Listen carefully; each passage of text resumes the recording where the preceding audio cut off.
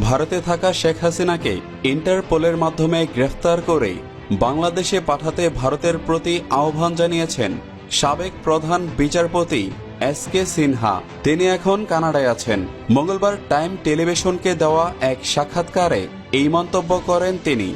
লাইভে এসে বিচারপতি সিনহা বলেন, শেখ হাসিনা বর্তমানে দিল্লিতে অবস্থান করছেন। ব্রিটেন শেখ হাসিনার রাজনৈতিক আশ্রয় প্রার্থনা নাকচ করেছেন। দিল্লিতে বর্তমানে যারা প্রশাসনের দায়িত্বে আছেন তাদেরকে বলছি, শেখ হাসিনাকে যেন দিল্লি থেকে অন্য কোথাও যেতে দেওয়া না হয়। শেখ হাসিনার বিরুদ্ধে রয়েছে অসংখ্য হত্যা মামলা। সিভিলিয়ান পপুলেশনকে সে ঠান্ডা মাথায় খুন করেছে। শেখ হাসিনা অসংখ্য ক্রাইমের সাথে জড়িত।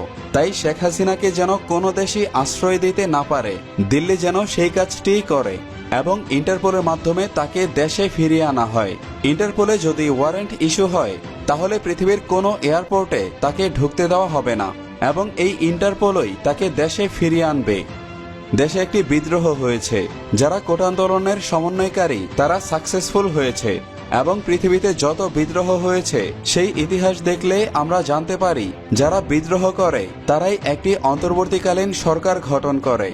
তারাই নির্ধারণ করতে পারে কে তত্ত্বাবধায়ক সরকার হিসেবে থাকবে।